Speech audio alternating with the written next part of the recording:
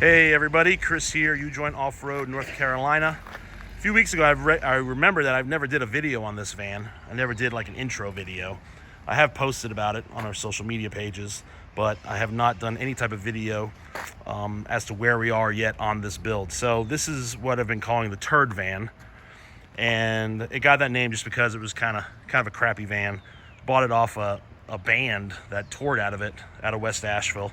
So it was kind of nasty inside, and it was super cheap. I mean, I think I bought this van for $1,600.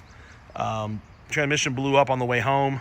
Kind of expected some kind of failure, so we pushed it out of the road and then had it towed here. And then when we had time, we started messing with it. So we've only really messed with this thing when we've had some free time. That's why it's taken so long. I've had it about a year, and we're just chiseling away here and there when we can. I had to come back outside today because we need the lift for a van that we have to build, and got some vacations coming up with some of the guys, so it's just going to be back to the back burner for a little bit. So it is a 5.4. If some of you may know that the 5.4s and the cutaways came with a 5R110 transmission. I've had one customer do it successfully, and I thought let's do that. I think it'd be kind of cool to do a 5R110 swap.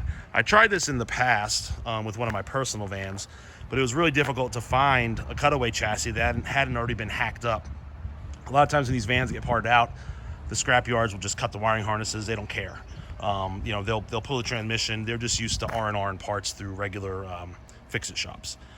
We needed something complete. So after some searching, a couple hours away, I found a cool junkyard with some cool guys that work there. And I said, listen, I need the transmission. I need the PCM. I need the engine wiring harness. I need the transmission wiring harness. I need as much as possible off of this rig.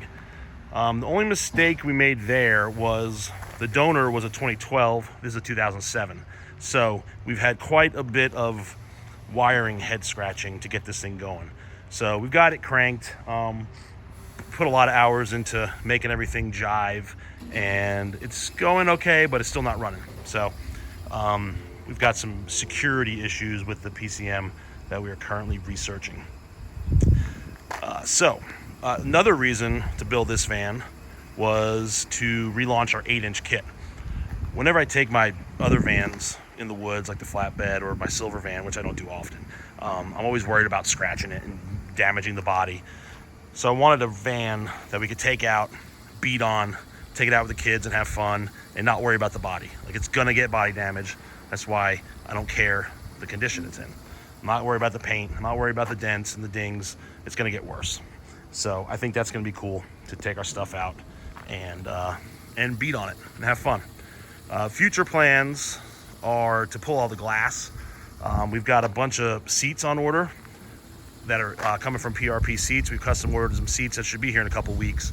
So we're gonna cage the van, get those seats mounted, get it running, put some sliders on it, and our FB005 front bumper, and get it running and then take it out and beat on it. So the front axle is a housing that I've had sitting around for a couple years. It's an F550 housing. If you look here, you can see there's more tube right there than normal compared to a 250 or 350 axle. It's 3 inches wider overall. I got this housing several years ago, but I didn't have any of the knuckles or the shafts or anything for it. So we had to have custom inner axle shafts made. Those are really tough to find in stock form. I basically gave up and just had them made. That way we get a stronger shaft too. We've got 513 gears. We've got a lunchbox locker in the front, and we've got a Detroit in the rear. So the rear is a Sterling. Again, an axle that we had kind of hanging around for a while. So we decided to go ahead and do a little mini truss from our buddies at Barnes 4-Wheel Drive. Actually, the straight tie rod offset ends came from them as well. So we did a little mini truss so we don't have to worry about spinning the pumpkin, and add a little strength, and then rebuilt it with new gears and everything too. So here's some, I guess these are considered a prototype, but they're in production now. Some spring hangers from our spring supplier, Alcan Spring. Those are very cool. We did a little custom stubby bumper on the back. This came out kind of neat, just doing something real simplistic, and move the hitch up too. We increase that ground clearance. The tires are a Nitto Trail Grappler and a 38 1350/17 on some Raceline bead locks. So those should hook up well once we get it out in the woods. And what else? I think that's about it. I think I covered everything that's been done to this point. I really like the no grill and no headlight look. I want to do something with that. I think we might add some of the new Baja Design LP6 headlights into it, and then maybe do some kind of custom grill. I think it looks mean like this. It looks cool. So yeah, this is the Turd van. Hopefully we'll get it back in the next couple weeks or month.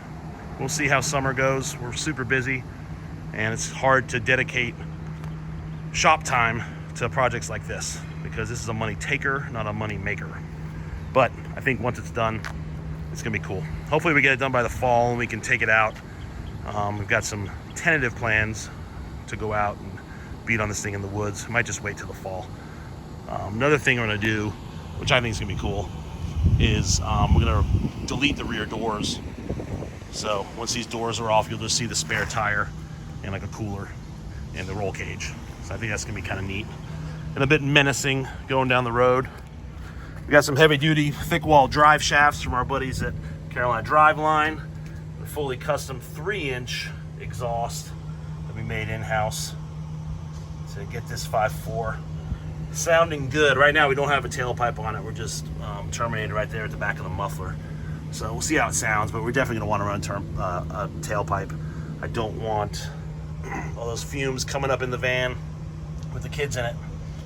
So yeah, relaunch of the 8-inch kit, 5R110 swap, full cage, racing seats. I think this thing's gonna be pretty cool once it's done. Keep posted, and I'll post another video as soon as we get some more progress. And yeah, thanks for watching. Have a good day.